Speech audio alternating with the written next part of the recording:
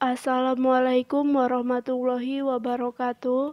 Saya Meira. Di sini saya akan melanjutkan membacakan buku Thinking Fast and Slow, bagian kesimpulan.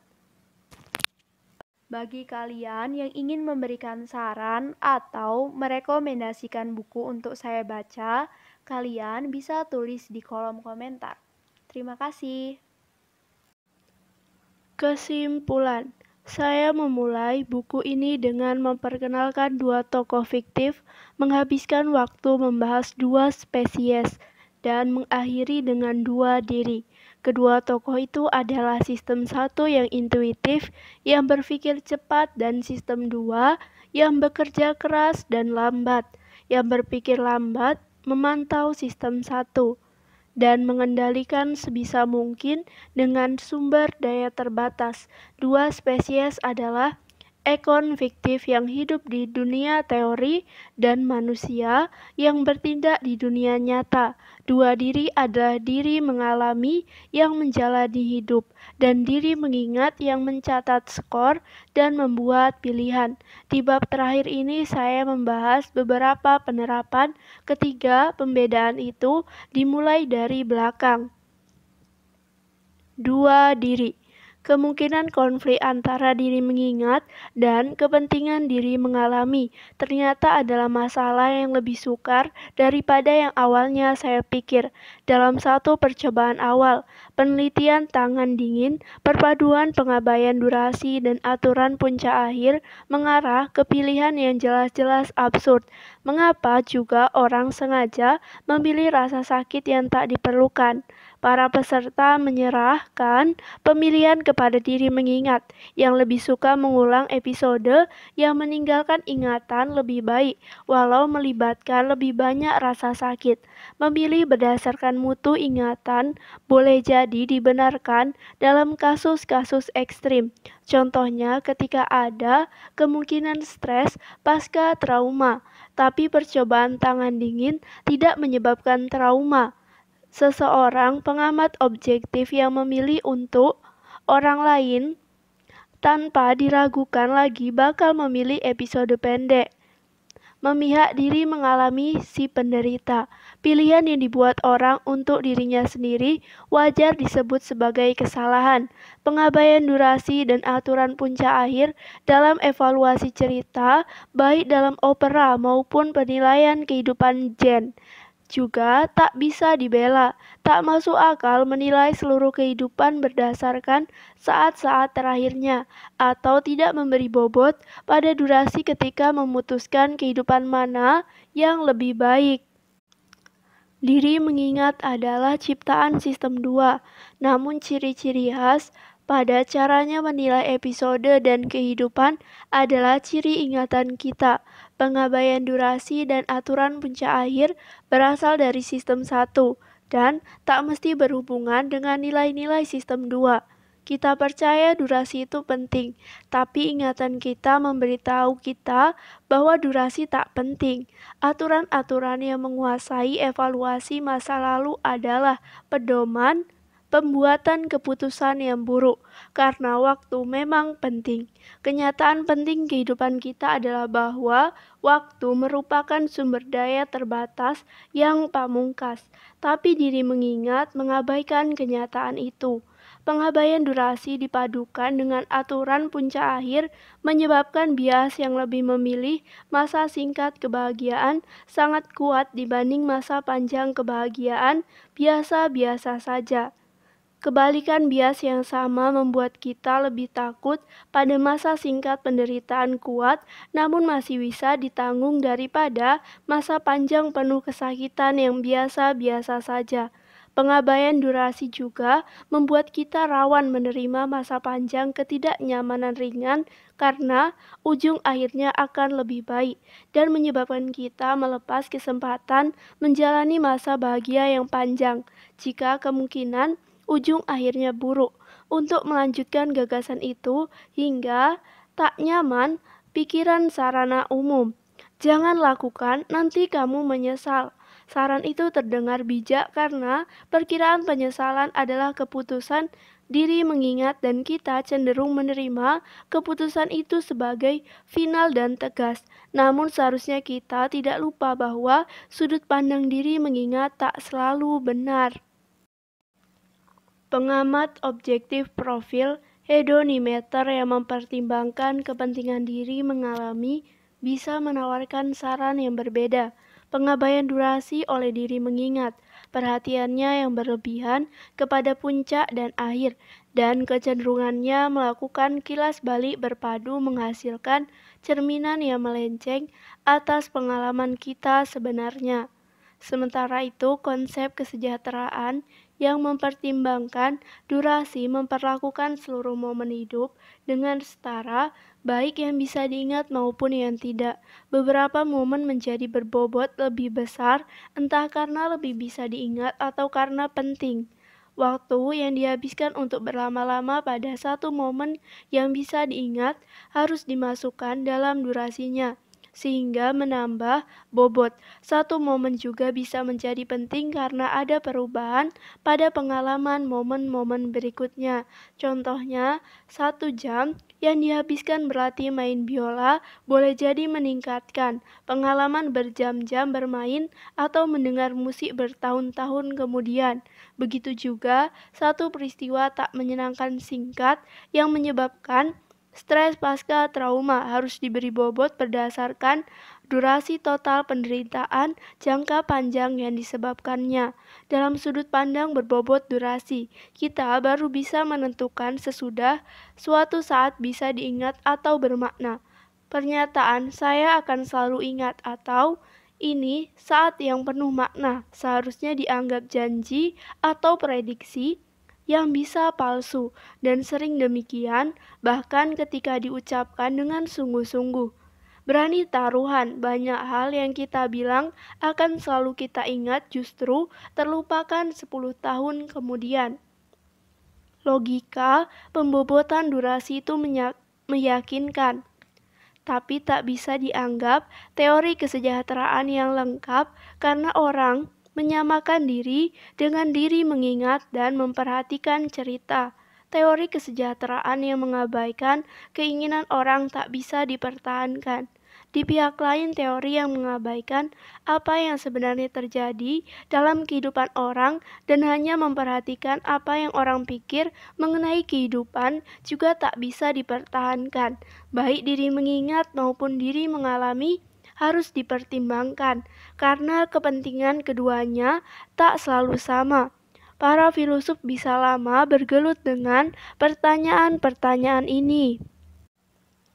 Perkara diri mana di antara keduanya yang lebih penting bukanlah pertanyaan bagi filosof saja, melainkan berdampak juga bagi kebijakan di beberapa bidang, terutama kesehatan dan kesejahteraan. Pikirkan investasi yang harus dibuat di penanganan berbagai kondisi kesehatan, termasuk buta, tuli, atau gagal ginjal.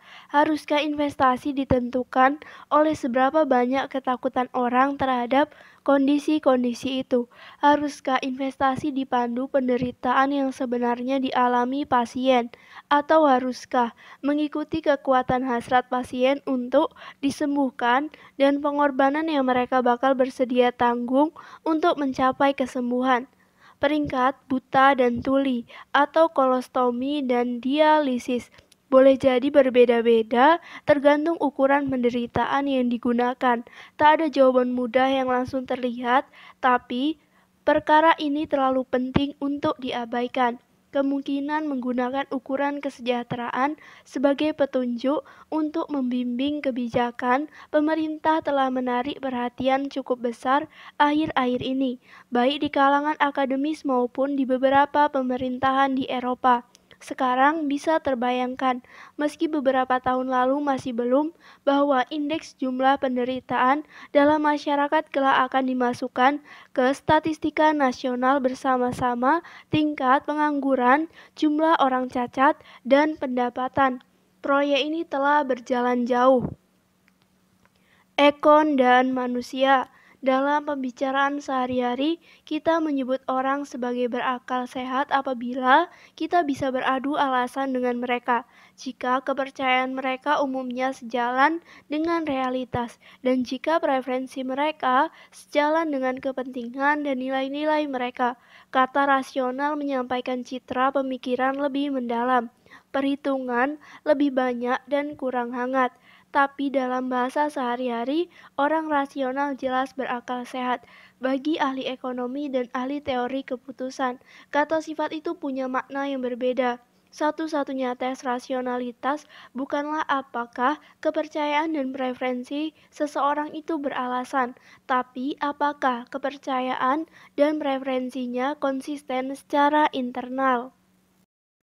Orang rasional bisa percaya hantu itu ada asal semua kepercayaannya yang lain konsisten dengan keberadaan hantu. Orang rasional bisa lebih suka dibenci daripada dicintai, asalkan preferensinya konsisten. Rasionalitas adalah koherensi logis, beralasan atau tidak. Ekon itu rasional mengikuti definisi tersebut, tapi ada banyak bukti bahwa manusia tak bisa rasional. Ekon tak bakal rawan terkena penyiapan BYSIATI, pembingkaian sempit, pandangan dari dalam, atau pembalikan preferensi yang tak bisa terus-menerus dihindari manusia. Definisi rasionalitas sebagai koherensi kelewat membatasi karena menuntut ketaatan terhadap aturan-aturan logika yang tak bisa diterapkan akal budi yang terbatas. Orang-orang berakal sehat tak bisa rasional berdasarkan definisi itu, tapi seharusnya jangan dicap irasional karena alasan itu. Irasional adalah kata yang kuat dengan konotasi sikap semaunya, emosional, dan menolak keras alasan yang masuk akal. Saya sering bergidik ketika pekerjaan saya bersama Amos dibilang menunjukkan bahwa pilihan manusia itu irasional, ketika sebenarnya riset kami hanya menunjukkan bahwa manusia tak dijabarkan dengan baik oleh model pelaku rasional. Walau tidak irasional, manusia sering butuh bantuan untuk membuat pertimbangan yang lebih akurat dan keputusan yang lebih baik. Dan di beberapa kasus kebijakan dan lembaga bisa menyiapkan bantuan itu. Klaim itu tampak tak berbahaya, tapi sebenarnya cukup kontroversial, sebagaimana ditafsirkan oleh aliran ekonomi Chicago yang berpengaruh.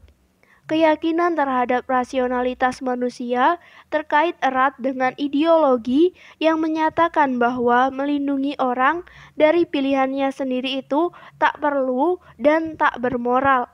Orang rasional harus merdeka dan harus bertanggung jawab atas dirinya sendiri. Milton Friedman, tokoh utama dalam aliran itu, menyatakan pandangan tersebut dalam judul salah satu buku populernya, Free to Choose. Asumsi bahwa pelaku itu rasional memberikan dasar intelektual untuk pendekatan libertarian dalam kebijakan publik. Jangan mengganggu hak orang untuk memilih, kecuali pilihannya mengganggu orang lain. Kebijakan libertarian makin didorong oleh kekaguman terhadap efisiensi pasar dalam membagi barang ke orang yang bersedia membayar paling banyak. Satu contoh terkenal pendekatan Chicago adalah artikel berjudul A Theory of Rational Addiction. Artikel itu menjelaskan bagaimana satu pelaku rasional dengan preferensi kuat akan gratifikasi intens dan langsung bisa membuat keputusan rasional untuk menerima kecanduan pada masa depan sebagai konsekuensinya.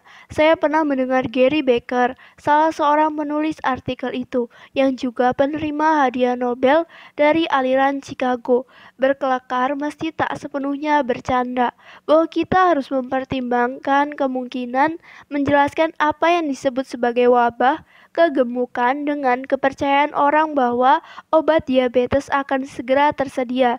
Dia sedang menyatakan sesuatu yang penting. Ketika kita mengamati orang bertindak dengan cara yang tampak ganjil, seharusnya kita terlebih dulu memeriksa kemungkinan mereka punya alasan bagus melakukan tindakan itu. tafsir psikologis seharusnya hanya dimunculkan ketika alasannya jadi tak bisa diterima, seperti penjelasan kegemukan oleh Becker. Di negeri ekon, pemerintah seharusnya tak ikut campur dan membiarkan para ekon bertindak sesuai pilihan, sepanjang tak mengganggu yang lain.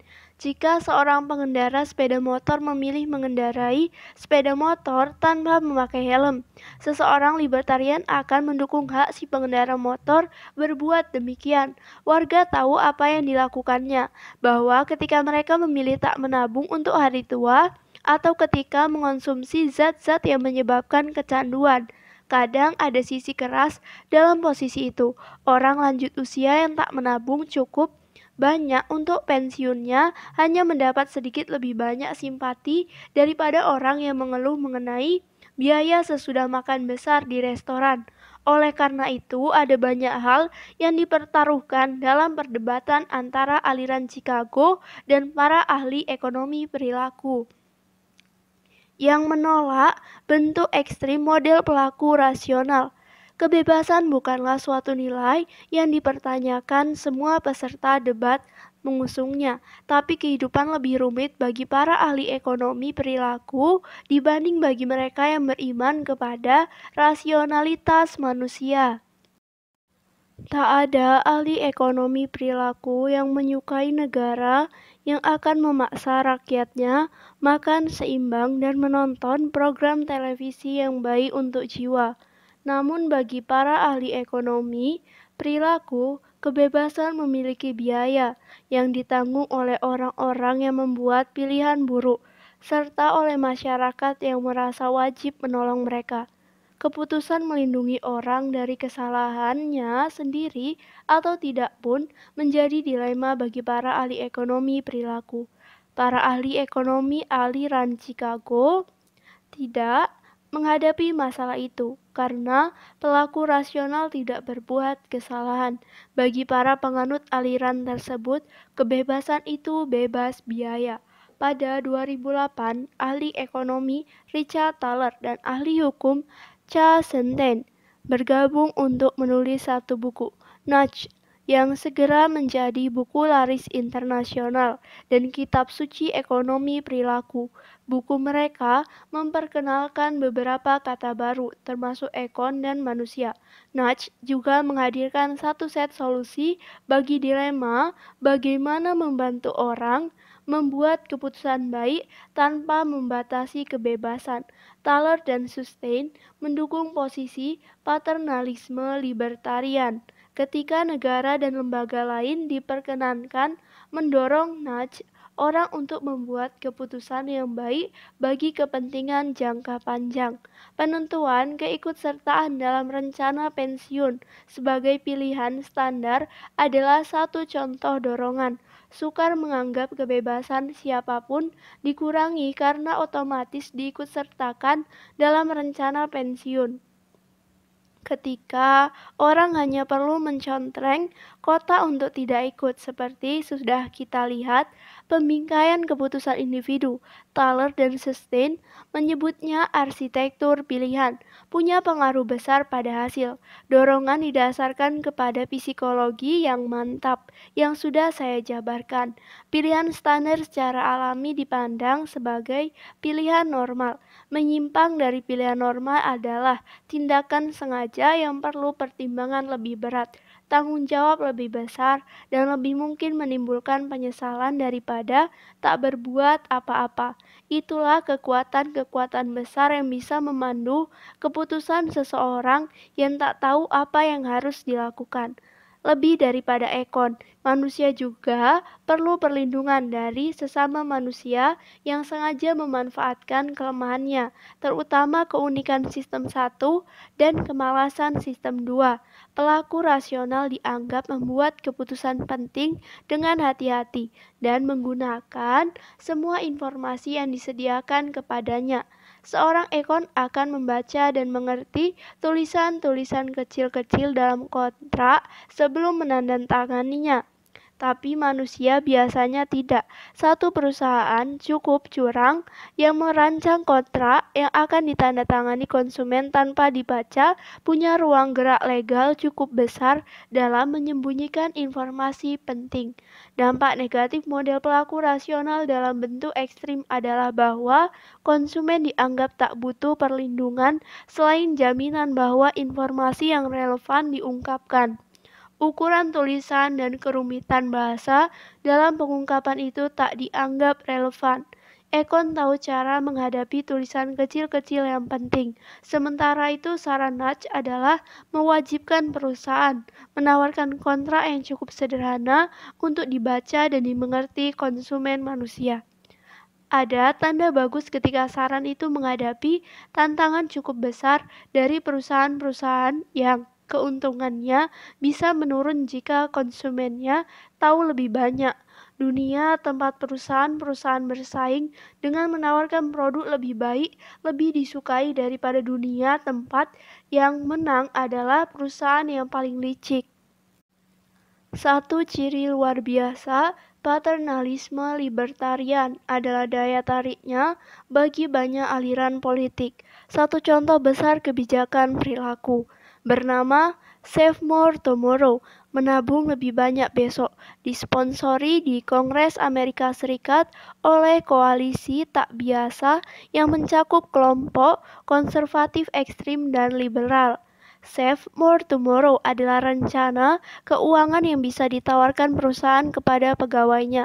Pegawai yang menandatangani persetujuan memperkenankan perusahaan meningkatkan kontribusi mereka ke tabungan pensiun dengan proporsi tetap tiap kali mendapat kenaikan gaji. Peningkatan jumlah tabungan diterapkan secara otomatis sampai si pegawai menyatakan ingin keluar dari rencana itu. Inovasi brilian itu yang diusulkan oleh Richard Thaler dan Shlomo Benazzi pada 2003 sekarang sudah memperbaiki tingkat tabungan dan mempercerah masa depan jutaan pekerja. Kebijakan itu didasarkan prinsip-prinsip psikologi yang akan dikenali pembaca buku ini. Save More Tomorrow menghindari penolakan terhadap kerugian langsung dengan tak mewajibkan perubahan langsung. Dengan mengaitkan peningkatan tabungan dengan kenaikan gaji, kebijakan itu mengubah kerugian menjadi keuntungan tertunda yang lebih mudah diterima, dan sifat otomatisnya menyelaraskan kemalasan sistem 2 dengan kepentingan jangka panjang pekerja. Tentu saja semua itu dilakukan tanpa memaksa siapapun melakukan apapun yang tak ingin dia lakukan, juga tanpa penyesatan atau rekayasa. Daya tarik paternalisme libertarian telah diakui di banyak negara termasuk Inggris dan Korea Selatan dan oleh politikus berbagai aliran termasuk Partai Konservatif Inggris dan pemerintah Partai Demokrat Presiden Obama. Pemerintah Inggris malah sudah membuat satuan kecil yang misinya adalah menerapkan prinsip-prinsip ilmu perilaku untuk membantu pemerintah mencapai tujuan dengan lebih baik.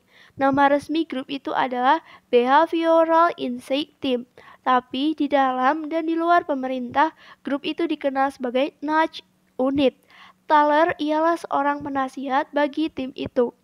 Seolah-olah dongeng sesudah kelanjutan Nudge, Sustain diminta Presiden Obama untuk menjadi Administrator Office of Information and Regulatory Affairs, jabatan yang membuat dia berkesempatan untuk menggalakkan penerapan pelajaran dari psikologi dan ekonomi perilaku di lembaga-lembaga pemerintah. Misinya dijabarkan dalam Report of the Office of Management and Budget 2010. Pembaca buku ini akan menghargai logika di balik saran-saran tertentu di sana, termasuk mendorong keterangan yang jelas, sederhana, menonjol, dan bermakna.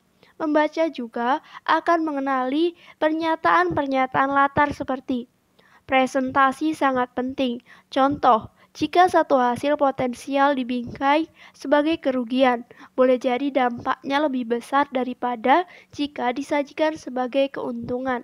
Contoh peraturan mengenai pembingkaian keterangan mengenai konsumsi bahan bakar sudah disebutkan. Penerapan lain yang telah dilakukan mencakup keikutsertaan otomatis dalam asuransi kesehatan, versi baru pedoman makanan yang mengganti piramida makanan yang susah dimengerti dengan gambar kuat piring makanan yang berisi diet seimbang, dan aturan USDA yang memperkenankan pernyataan pesan seperti 90% bebas lemak di label produk daging asalkan pernyataan 10% lemak ditampilkan juga menggunakan huruf yang warna, ukuran, dan jenisnya sama, dan latar belakang berwarna sama dengan presentase bebas lemak. Tak seperti ekon, manusia butuh bantuan untuk membuat keputusan baik, dan ada cara-cara pintar dan tak mengganggu untuk menyediakan bantuan itu. 2. Sistem. Buku ini menjabarkan cara kerja akal budi sebagai interaksi gamang antar dua tokoh fiktif. Sistem 1 yang otomatis dan sistem 2 yang bekerja berat. Anda sekarang cukup akrab dengan kepribadian kedua sistem dan bisa mengantisipasi bagaimana keduanya mungkin menanggapi berbagai situasi. Dan tentu Anda juga ingat bahwa kedua sistem tidak benar-benar ada di otak atau di tempat lain. Sistem 1 melakukan X adalah singkatan untuk X terjadi secara otomatis, dan sistem 1 dikerahkan untuk melakukan Y adalah singkatan untuk rangsangan meningkat, pupil melebar, perhatian terfokus, dan kegiatan Y dilakukan. Saya harap Anda menganggap istilah dua sistem berguna sebagaimana saya dapati, dan bahwa Anda sudah mendapat rasa intuitif mengenai cara kerja dua sistem tanpa bingung akibat pertanyaan apakah keduanya benar-benar ada atau tidak.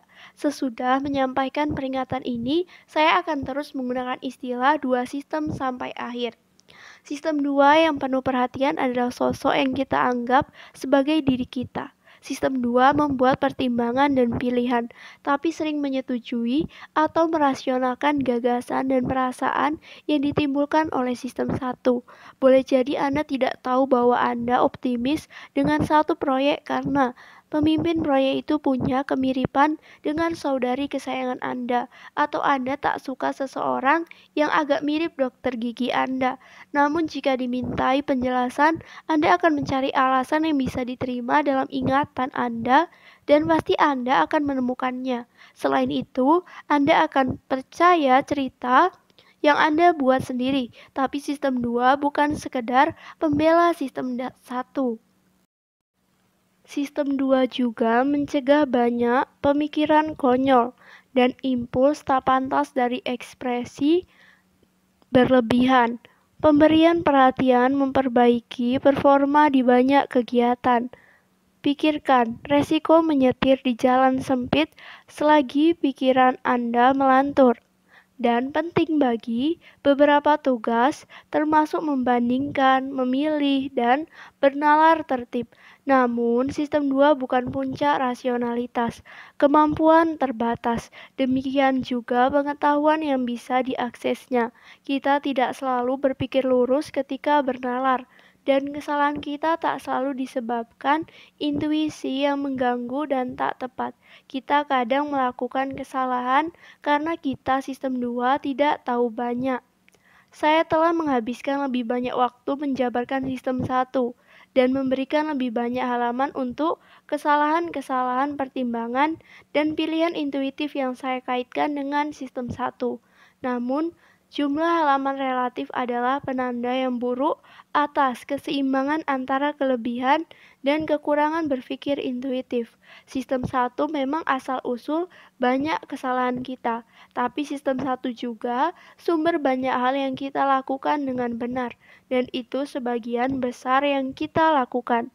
Pemikiran dan perbuatan kita secara rutin dibimbing sistem 1 dan biasanya tepat sasaran. Salah satu kelebihan sistem 1 adalah model dunia yang kaya dan terperinci dalam ingatan asosiatif. Model itu membedakan peristiwa mengejutkan dan peristiwa biasa dalam waktu tak sampai sedetik, langsung memunculkan gagasan terhadap apa yang diperkirakan dan bukannya kaget, serta secara otomatis mencari tafsir sebab akibat atas kejutan dan peristiwa yang sedang terjadi. Ingatan juga menyimpan banyak keahlian yang telah kita dapat dari latihan seumur hidup, yang otomatis menghasilkan solusi yang lumayan untuk tantangan yang muncul, dari berjalan memutari batu besar sampai menghadapi kemarahan konsumen. Perolehan keahlian memerlukan lingkungan yang teratur, kesempatan berlatih yang cukup, dan umpan balik cepat dan tepat mengenai kebenaran pemikiran dan perbuatan. Ketika syarat-syarat itu terpenuhi, keahlian akan berkembang dan pertimbangan serta pilihan intuitif yang cepat muncul di kepala akan akurat. Semua itu hasil kerja sistem satu, artinya terjadi otomatis dan cepat. Satu tanda performa ahli adalah kemampuan menghadapi banyak informasi dengan cepat dan efisien. Ketika satu tantangan muncul dan Anda tanggapi ahli yang tersedia, tanggapan itu dihadirkan. Apa yang terjadi tanpa keahlian? Kadang seperti pada soal 17 dikali 24 sama dengan tanda tanya yang meminta jawaban spesifik. Langsung terlihat bahwa sistem 2 harus dipanggil, tapi sistem 1 jarang bingung. Sistem 1 tak terikat batas kapasitas dan bisa menghitung banyak sekaligus. Ketika sedang mencari jawaban soal, sistem 1 sekaligus memunculkan jawaban soal-soal lain yang berkaitan dan bisa mensubstitusi jawaban yang diminta dengan jawaban yang langsung terpikir. Dalam konsep heuristik itu, jawaban heuristik tak mesti lebih sederhana atau lebih mudah daripada jawaban soal sebenarnya. Jawaban heuristik sekadar lebih mudah diakses, lebih cepat, dan gampang dihitung. Jawaban heuristik tidak acak dan seringkali lumayan tepat, tapi kadang keliru juga. Sistem 1 mengutamakan kemudahan kognitif ketika mengolah informasi, tapi tidak menyalakan sinyal peringatan ketika menjadi tak bisa diandalkan. Jawaban intuitif datang ke kepala dengan cepat dan penuh keyakinan, baik datang dari keahlian maupun heuristik. Tak ada cara sederhana bagi sistem 2 untuk membedakan antara jawaban ahli dan heuristik. Satu-satunya jalan bagi sistem 2 adalah memperlambat dan berusaha membuat jawaban sendiri yang enggan dilakukannya karena sistem 2 malas. Banyak saran sistem 1 disetujui begitu saja dengan sedikit pemeriksaan, seperti pada soal tongkat pemukul dan bola. Itulah alasan sistem 1 mendapat reputasi buruk sebagai sumber kesalahan dan bias.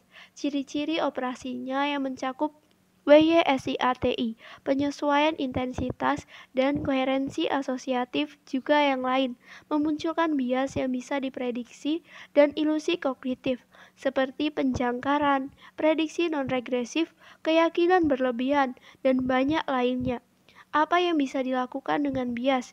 Bagaimana memperbaiki pertimbangan dan keputusan, baik oleh kita sendiri maupun lembaga yang kita layani dan melayani kita?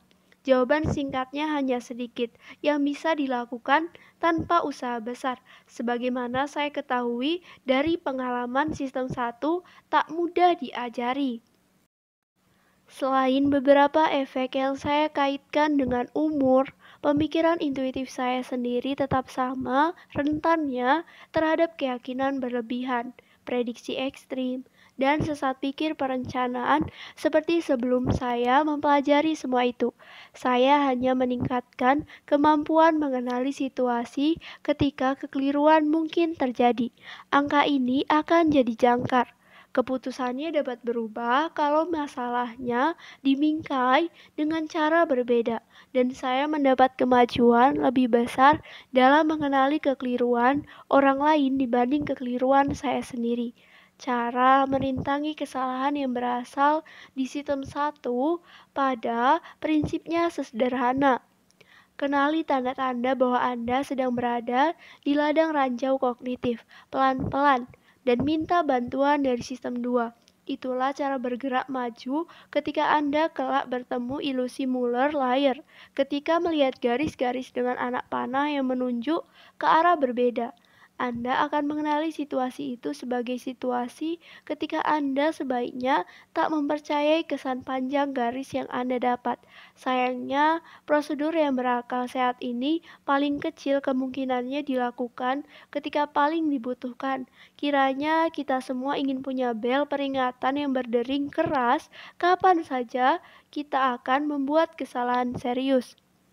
Tapi bel semacam itu tidak ada, dan ilusi kognitif biasanya lebih sukar dikenali daripada ilusi perseptual.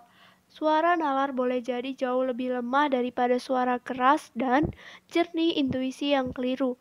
Dan mempertanyakan intuisi itu tak nyaman ketika Anda menghadapi tekanan harus membuat keputusan besar. Keraguan lebih banyak adalah hal terakhir yang diharapkan ketika sedang bermasalah.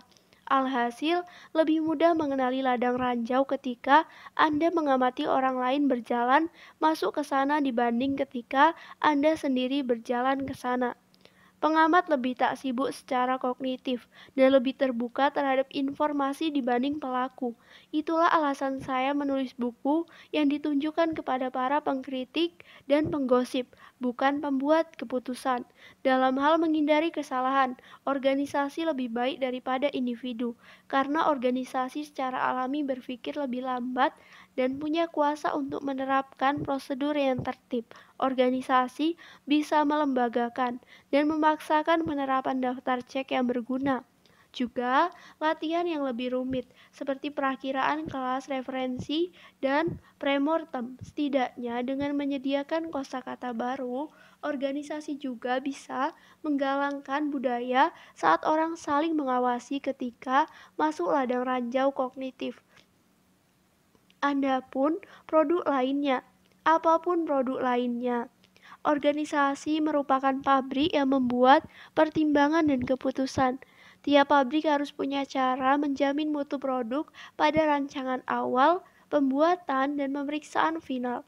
Tahap-tahap pendanaannya dalam produksi keputusan adalah pembingkaian masalah untuk diselesaikan, pengumpulan informasi relevan yang mengarah ke keputusan, serta refleksi dan tinjauan.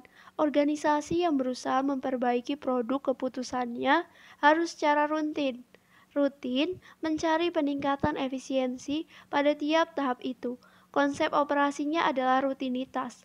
Kendali mutu terus-menerus adalah alternatif bagi tinjauan proses besar-besaran yang biasa dilakukan organisasi sesudah bencana. Ada banyak yang harus dilakukan untuk memperbaiki pembuatan keputusan. Salah satu contohnya adalah ketidakadaan pelatihan sistematis untuk keahlian penting, melakukan rapat yang efisien. Ujung-ujungnya, bahasa yang lebih kaya itu penting bagi keahlian kritik membangun. Seperti dalam kedokteran, identifikasi kesalahan pertimbangan adalah tugas diagnostik yang memerlukan kosakata yang presisi. Nama satu penyakit adalah kaitan ke semua yang diketahui mengenai penyakit itu, termasuk siapa yang rawan terkena, faktor lingkungan, gejala, kemungkinan perkembangan, dan penanganan. Begitu juga label seperti efek jangkar, bingkai sempit, atau koherensi berlebihan menyatukan ingatan mengenai semua yang kita tahu tentang suatu bias, penyebabnya, pengaruhnya, dan apa yang bisa dilakukan terhadapnya. Ada hubungan langsung dari gosip yang lebih presisi ke keputusan yang lebih baik. Pembuat keputusan kadang lebih mudah membayangkan suara para penggosip sekarang dan pengkritik masa depan dibanding mendengar suara keraguan sendiri. Mereka akan membuat pilihan yang lebih baik ketika mereka percaya bahwa para pengkritik itu canggih dan adil, dan ketika mereka berharap keputusan mereka dinilai berdasarkan cara pembuatannya, bukan hasilnya. Kesimpulan yang saya bacakan ini merupakan kesimpulan yang sudah tertulis di dalam buku Thinking Fast and Slow, dan audiobook ini merupakan audiobook terakhir dari buku ini. Semoga kalian yang mendengarkan audiobook ini bisa mendapatkan banyak manfaat dari buku ini. Terima kasih.